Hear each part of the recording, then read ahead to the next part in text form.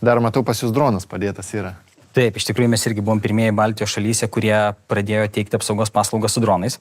Įdomus ir geras konceptas. Išsprendėm klientui sąnaudų ir efektyvumo klausimą. Visas projektas kilo nuo to, kad mes turėjom vieną objektą, kurį reikėjo saugoti ir teritorija buvo daugiau negu 30 hektarų.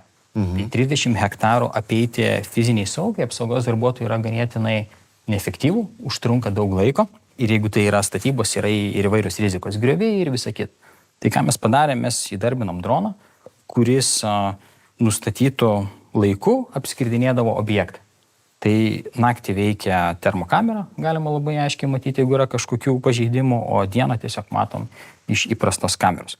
Tai tą konceptą mes po to perkeliam ir pas kitus klientus.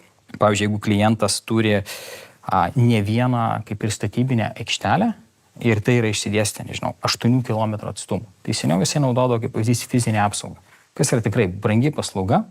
Pakeitėm dronų ir išeina, kad klientas per metus taupo 100 000 pinigų paslaugos įsigijimą.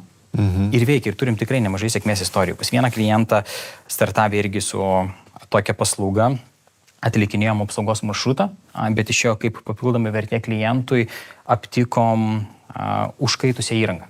Su termokamera pamatė? Su termokamera, taip. Tai išėjo, kad dar ir sutaupė klientas dėl to, kad galėjo išgelbėti įrangą.